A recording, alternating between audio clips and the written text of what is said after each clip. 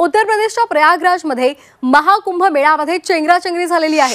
या चेंगराचेंगरीमध्ये 10 जणांचा मृत्यू झाल्याची शक्यता वर्तवली जाते। या चेंगराचेंगरीमध्ये 25 ते 30 भाविक जखमी असल्याची सुद्धा माहिती मिळते। अनेक भाविक बेपत्ता आहेत। पवित्र स्नानापूर्वीच इथे चेंगराचेंगरी झाली आणि पवित्र स्नानासाठी महाकुंभ मेळ्यामध्ये मोठ्या प्रमाणावर भाविक जमले होते। प्रचंड गर्दी झालेली होती। सर्व 13 आखाड्यांनी त्यामुळे आता पवित्र स्नान रद्द करण्याचा निर्णय घेतलाय। जखमींना तातडीने रुग्णालयामध्ये दाखल करण्यात आलेला आहे। आताची महत्त्वाची बातमी आपण झी 24 तासवर पाहतोय। प्रयागराजमध्ये महाकुंभ मेळ्यामध्ये चेंगराचेंगरी झालेली आहे। या चेंगराचेंगरीमध्ये 10 जणांचा मृत्यू झाल्याची शक्यता वर्तवली जाते। 25 ते 30 भाविक जखमी असल्याची सुद्धा माहिती मिळते। अनेक भाविक बेपत्ता आहेत आणि त्यामुळे सर्व आखाड्यांनी आजचं पवित्र स्नान रद्द केलेलं आहे। आज अमृत स्नान होतं। मौनी अमावस्येनिमित्तानं दुसरं पवित्र स्नान होतं। मात्र मोठ्या प्रमाणावर भाविक या ठिकाणी जमले आणि गर्दीचं नियोजन कुठेतरी चुकलं आणि त्यामुळे चेंगराचेंगरी झाली। या चेंगराचेंगरीमध्ये 10 भाविकांचा मृत्यू झाल्याची शक्यता वर्तवली जाते। 20 ते 30 भाविक जखमी असल्याची सुद्धा माहिती मिळते।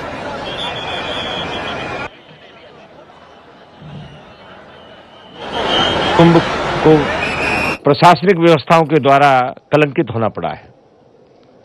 पिछले स्नान के बाद भी हम सब अखाड़े वालों ने पूरे प्रशासन को सचेत किया था और प्रशासन जब ये आंकड़ा देख रहा है कि 50 करोड़ आने वाले हैं, 40 करोड़ आने वाले हैं, जब प्रशासन का ये अनुमान था तो उसको सेना के हवाले कुंभ को क्यों नहीं किया गया। जब हमने सुना तो इसीलिए हमने तुरंत जनहित को देखते हुए निर्णय लिया कि आज का दिन उचित नहीं है, आज हम अखाड़े स्नान नहीं करेंगे। कुंभ क्षेत्र में कम से कम 10-12 करोड़ जनता आ चुकी है। उसको ध्यान में रखते हुए अमृत स्नान को कैंसिल किया है। आणि या संदर्भात अधिक माहिती घेणार आहोत आमच्या प्रतिनिधी उर्वशी खोना यांच्याकडून। उर्वशी, प्रयागराजमध्ये चेंगराचेंगरी झाली, 10 भाविकांच्या मृत्यूची शक्यता सुद्धा वर्तवली जाते। कशा पद्धतीचं सध्या नियोजन केलं गेलंय? रुग्णांना तातडीने रुग्णालयात दाखल करण्यात आलेली आहे, त्यांची संख्या नेमकी किती आहे? सध्या जे रुग्ण आहेत त्यांना तिथे ॲम्ब्युलन्सने मागच्या रस्त्याने जे आहे घेऊन जात आहेत। आपण बघितलं तर 5-10 मिनिटात हे सगळं एकदम झालं असं समजून येत आहे खास करून।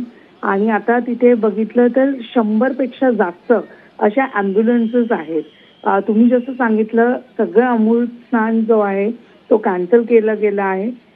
इतकंच नव्हे तर जे आहे तो आज खास दिवस पण होता आणि तेही जे समजून येत आहे की कॅन्सल झालं आहे। आता जे समजतंय महाकुंभ 2025 मध्ये 2च अमृत स्नान जे आहे पकडले जाणार। एक म्हणजे 14 जानेवारी जे मकर संक्रांतीला होतं, नंतर 3 फेब्रुवारी जी बसंत पंचमी आणि 19 जानेवारी जे अमृत अमावस्या असं समजून येत आहे। पण या सगळ्यांमध्ये आज तो अमृत स्नान जो आहे तो कॅन्सल केला गेला। जी चेंगराचेंगरी झाली आहे खूप मोठ्या प्रमाणावर झाली आहे। मी तुम्हाला सांगू इच्छिते की 2 दिवसापूर्वी लोक प्रयागराजवरून अयोध्याला जात होते, तर तेव्हा अयोध्यामध्ये पण अशीच गर्दी वाढलेली म्हणून ATS वगैरे तिथे स्पॉटवर आलेले आणि अयोध्यामध्ये थोड्या वेळासाठी दर्शन बंद झालेले। तसंच आता प्रयागराजमध्ये पण समजून येतोय ज्या प्रकाराने चेंगराचेंगरी झाली आहे त्याने कुठे ना कुठे खूप मोठं असं पाऊल घेतलं गेलं। अमृत स्नान कॅन्सल झालंय। ॲम्ब्युलन्सेस 100 पेक्षा जास्त आहेत आणि जे मृतदेह आहे त्याला मागून घेऊन जात आहेत, म्हणजे मागचे रस्ते आहेत वेगवेगळे तिथून जे आहेत घेऊन जात आहेत असं समजून येत आहे। अगदी उर्वशी, आपण जर अंदाज पाहिला तर गेल्या काही दिवसांपासून सांगितलं जात होतं की मौनी अमावस्येनिमित्तानं हे अमृत स्नान आहे आणि यामध्ये 10 कोटी भाविक येणार असा अंदाज वर्तवला जात होता। सातत्यानं कुठेतरी नियोजनाची कमी होती आणि त्यामुळे हा सर्व प्रकार घडलाय।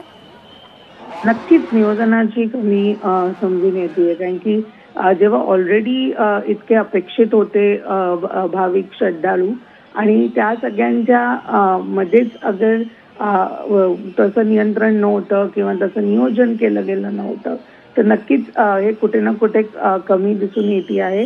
आणि हे पहिल्यांदाच नाही आहे, याच्यामध्ये पण जेव्हा अमृत स्नान होते तेव्हा भाविक होते पण ते कंट्रोलेबल पॉप्युलेशन होतं। आज जेव्हा नियंत्रण त्यांच्या हातात नाही राहिलं तेव्हा तो नियोजन कुठे ना कुठे म्हणजे कमी पडला आहे असं समजून येते. आणि खूप अशा पब्लिकच्या जे कंप्लेंट्स पण येत होते, कित्येक तरी प्रयागराजच्या दिशेला ज्या फ्लाईट्स होते ते कॅन्सल केले गेलेले, कारण की ऑलरेडी तिथे पॉप्युलेशन जे आहे फुल आहे.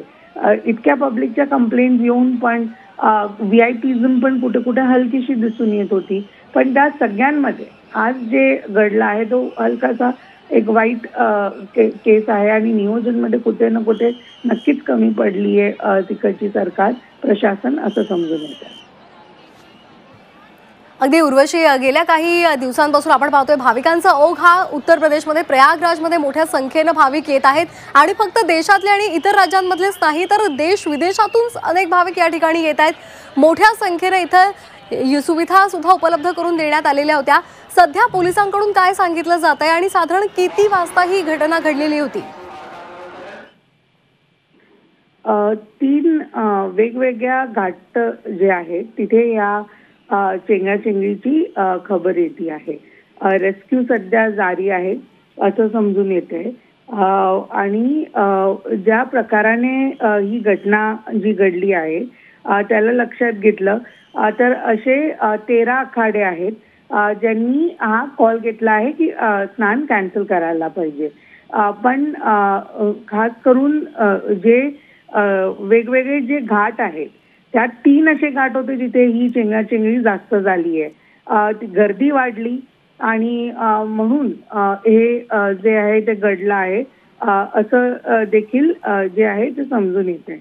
आता पुढे बघणं आहे की काय होणार आहे, कारण की अजून लोक जे आहेत रेस्क्यू होत आहे तर नंबर अजून वाढू शकतो असं तिकडच्या ऑथॉरिटीजचं सांगणं आहे.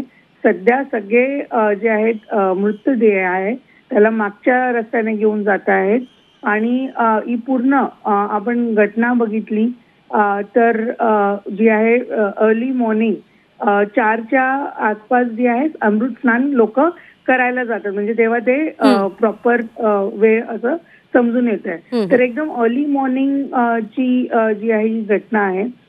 एक साधारण आपण समजू शकतो 3च्या आसपास जे आहे असं घडलं आहे हे समजून येते. धन्यवाद आपण दिलेल्या या अपडेटसाठी.